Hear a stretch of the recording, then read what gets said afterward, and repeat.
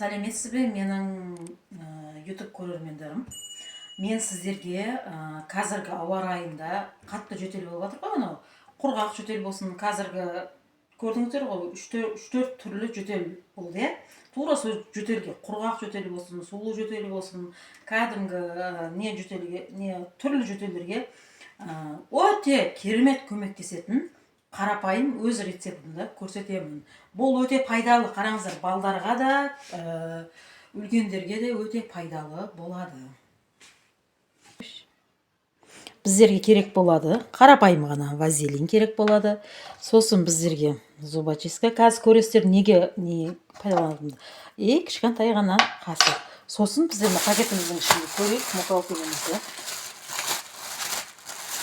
Мынау ғана мукалтин қапты, қараңыздар. Мукалтин, қарапайым. Қалай ішуді мен сіздерге көрсетемін. Бұны қараңыздар, мукалтинде. Мукалтиндің өзін ішсеңіздер де болады.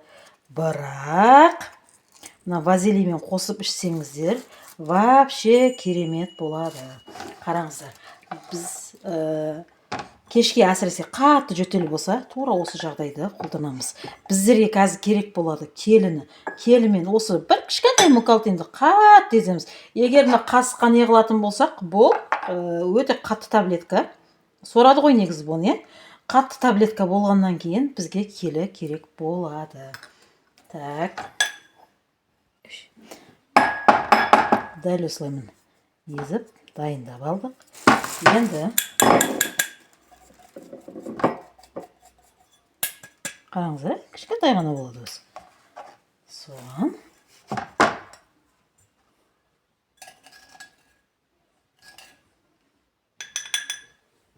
міне тура осындай болады.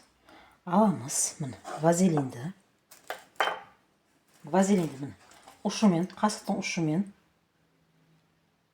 міне алдық, иә?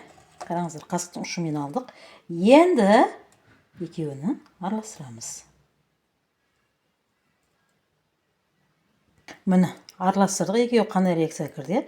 Мысалға, міне кішкентай балдарымызға дәл осылай қылып не қыламыз, міне бір мукалтин. Үлкен кісілерге дәл қасықтың ұшында алғандай, екі қасықтың ұшында аламыз, сосын екі мукалтин.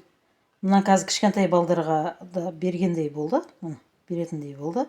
Міне кәдімгідей бұны, мысалға мен қазір өзім кәдімгідей жөтел болып жүр. Кешке кәдімгі осыны ішетін болса, тыныш ұйықтайды. Бұл қалай сонда? Мысалға мынау вазелин дегеніңіз, егер тамақты жұтынып жатқан кезде, ауырып жатқан болатын болса, кәдімгі жұмсартады. Мукалтинді білесіздер, жөтелге, кәдімгі қақырықты түсіреді, жібітеді дегендей. Бұны бірінші очередте ішуден алдын, қараңыздар, мен сіздерге массажын көрсетіп өтейін. Ішуден алдын қолымызға осындай кішігірім вазелин аламыз. Дәл осылай неде, міне екі точка, мысалға ангинаның точкасы болады. Тур осы жерге жаңағы қолымызды вазелин қылып, тур осы точканы деп алып келеміз да, міне. Негізі тамақ ауырып жатқан кезде сухой жөтел болса да, влажный жөтел болса да, құлаққа береді, қараңыздар, тамақ ауырып жатқан кезде. Құлақтың астын, құлақтың астын уқалаймыз, кәдімгі біркелкі уқалаймыз. Кәдімгі мұны дәріні ішуден алдыншы, қандай дәрі ішіп жатсаңыздар да, дәл осы жағдайды қолданыңыздар да, осы массажды. Дәрілеріңіз сонда керемет әсерін көрсетеді. Қараңыздар. Әдем болды. Так, енді мына жаңағы мына дәрімізді өзім ішіп көрсетемін. Қараңыздар.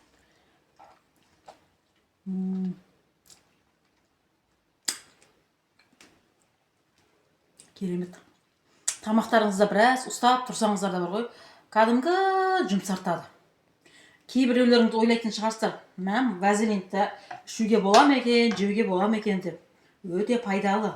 Негізі, егер вазелиннің қандай пайдасы бар деп не қылсаңыздар, жазсаңыздар шығады. Вазелиннің өте күшті керемет пайдасы бар. Кейбіреулер шықатқанға істетеді. Кейбіреулер қатты жөтеліп жатса бар ғой, осы вазелинді, менің атам вазелинді қасықтап тамағына дәл осылай соратын еді ғой.